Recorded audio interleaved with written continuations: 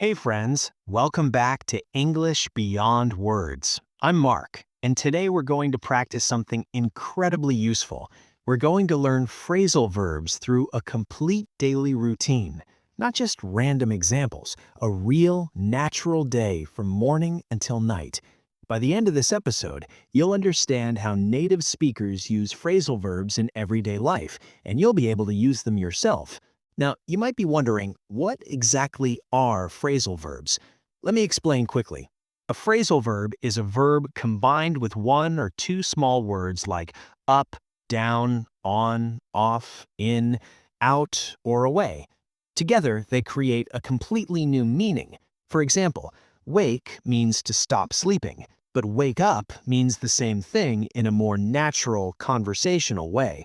Turn means to rotate, but turn off means to stop a device or light. Native speakers use phrasal verbs constantly, in casual conversations, in emails, in meetings, everywhere.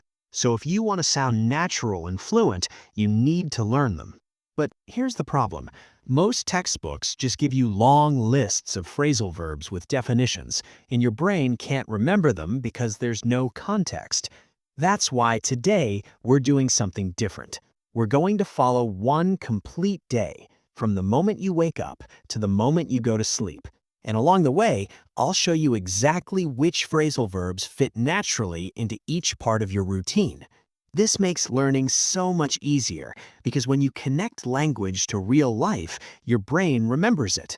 You can listen and just absorb, or you can pause and repeat after me. Both ways work. The important thing is that you're training your brain to recognize and use these verbs naturally. So, get comfortable, relax, and let's walk through a full day together. Are you ready? Let's begin. The alarm rings at 6 in the morning. I reach over and turn it off. For a moment, I just lie there. Then I slowly sit up and get out of bed. I walk to the window and pull back the curtains to let the sunlight in. The room feels brighter immediately. I head to the bathroom and freshen up. I splash cold water on my face to help me wake up. Then I brush my teeth and spit out the toothpaste. I dry off my hands and face with a towel. Before leaving the bathroom, I comb down my hair and look in the mirror. Now I feel more awake. I go into the kitchen and set up the coffee maker. While it heats up, I take out some bread and butter from the cupboard. I pour myself a glass of water and drink it quickly. When the coffee is ready, I sit down and slowly drink it. I look over the news on my phone while I eat. After breakfast, I rinse off the dishes and stack them in the sink.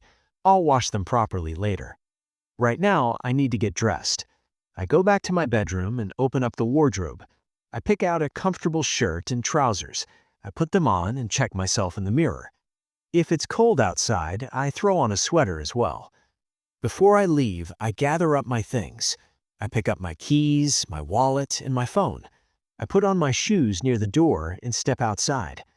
As I walk down the street, I breathe in the fresh morning air. It feels good to start the day. On the way to the bus stop, I bump into my neighbor. We stop and talk for a minute. Then I say goodbye and move on. When the bus shows up, I hop on and find an empty seat. I settle in and glance around as the bus drives off. During the ride, I scroll through my messages and catch up on a few texts.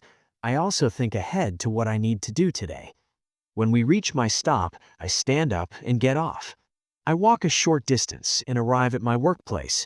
I walk in, greet my colleagues, and sit down at my desk. I switch on my computer and wait for it to start up. While it loads, I write down a few tasks on a piece of paper. This helps me stay organized. Once everything is ready, I dive into my work. I open up my emails and reply to the most important ones. I work through each task slowly and carefully. If something is confusing, I look it up online or ask a coworker. After about 2 hours, I feel my focus slipping. I stand up and walk around the office for a few minutes. I stretch out my arms and legs. This helps me clear my mind. Then I sit back down and carry on with what I was doing. Around noon, I decide to take a lunch break. I shut down my computer temporarily and head out. I walk to a small cafe nearby and order something light. I sit down and eat slowly. While I eat, I flip through a magazine I brought with me. This is my time to relax and recharge. After lunch, I walk back to the office and ease into the afternoon. I log back in and pick up where I left off. The afternoon feels slower, but I keep going. I cross off completed tasks from my list as I finish them. This gives me a sense of progress.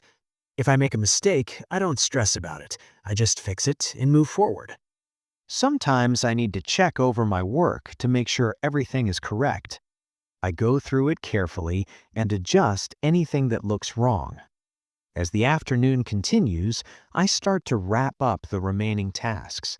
I tidy up my desk and put away any loose papers.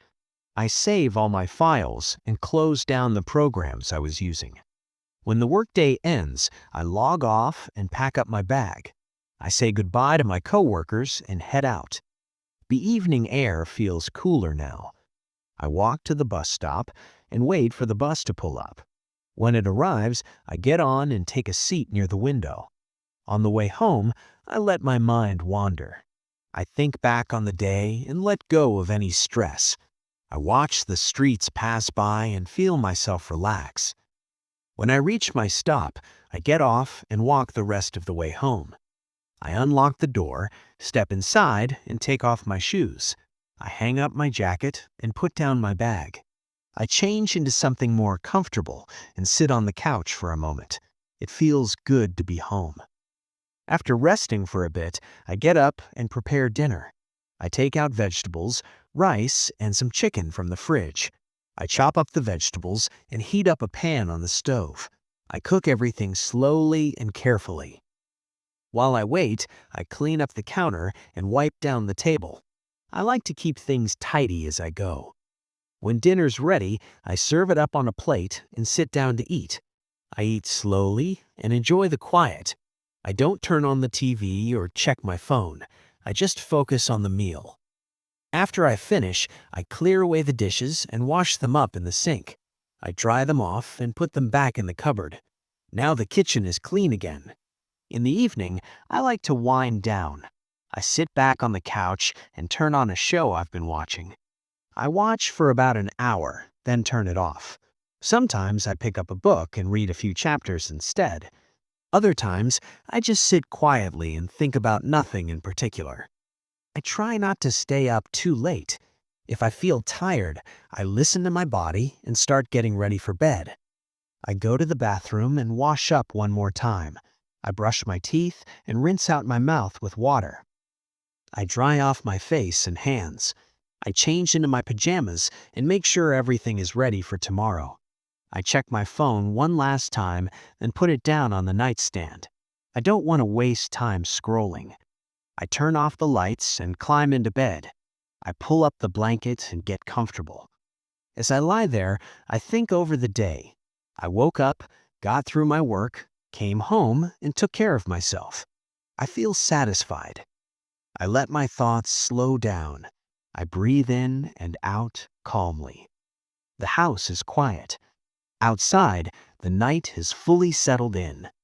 I close my eyes and drift off to sleep, ready to start again tomorrow. And there you have it. A complete day from morning to night, filled with natural phrasal verbs that native speakers use every single day. Now let's take a moment to think about what you just heard. You didn't just learn a list of random phrasal verbs, you experienced them in context. You heard how they fit naturally into real situations, from waking up and getting out of bed to turning off the lights and drifting off to sleep. Every single action was described using phrasal verbs, and that's the beauty of learning this way. When you connect language to real life, it sticks. Your brain doesn't have to work hard to remember isolated definitions. Instead, it remembers the story, the routine, the flow of the day, and the phrasal verbs come along with it. So here's what I want you to do. Listen to this episode again tomorrow and the day after that. Repetition is the key to fluency. Each time you listen, you'll notice something new. You'll recognize the phrasal verbs faster. You'll start to feel them becoming natural. and soon you'll be using them in your own conversations without even thinking about it. If you want to practice actively, pause after each sentence and repeat it out loud. Say it with confidence. Don't worry about making mistakes. The more you practice, the more comfortable you'll become. Now, I want to hear from you. Which phrasal verb did you find most useful today? Was it wake up, turn off, carry on, wind down? Leave a comment below and let me know. I read every single one, and I'd love to hear your thoughts. If this episode helped you, please hit that like button. It really helps this channel grow and reach more learners like you. Subscribe to English Beyond Words so you never miss a new episode, and turn on notifications so you're always the first to know when we release something new. Share this with a friend who's also learning English. Let's build a community of confident, natural English speakers together. Thank you so much for being here today. Thank you for investing your time in improving your English. I'm Mark from English Beyond Words. Keep listening, keep practicing, keep growing, and I'll see you in the next episode. Take care.